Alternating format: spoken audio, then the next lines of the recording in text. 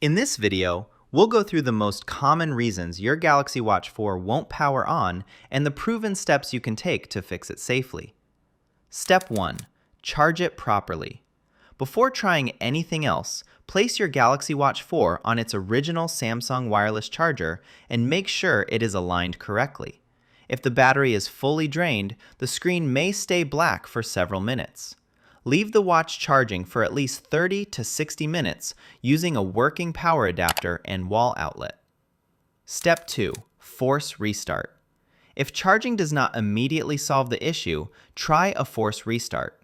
Press and hold the power button on the side of the watch for about 10 to 15 seconds.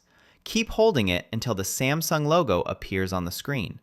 This method can fix software freezes that prevent the watch from turning on normally. Step 3. Check the charger. Charging issues are often caused by the charger itself. Try switching to a different power adapter or wall socket. If possible, test with another Samsung-compatible wireless charger. Also, remove any metal watch bands as they can interfere with wireless charging. Clean the back of the watch and the charger surface gently using a dry, soft cloth.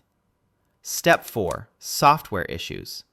If your watch turns on but freezes on a black screen or logo, it may be experiencing a software glitch. Once the watch powers on, connect it to your phone using the Galaxy Wearable app. From there, check for updates or perform a reset if the issue continues. Software bugs are common after updates and usually resolved with a restart or reset. Step 5. Factory reset. A factory reset should only be used as a last option. If the watch powers on but keeps crashing or freezing, resetting it will erase all data and restore the system to its original state.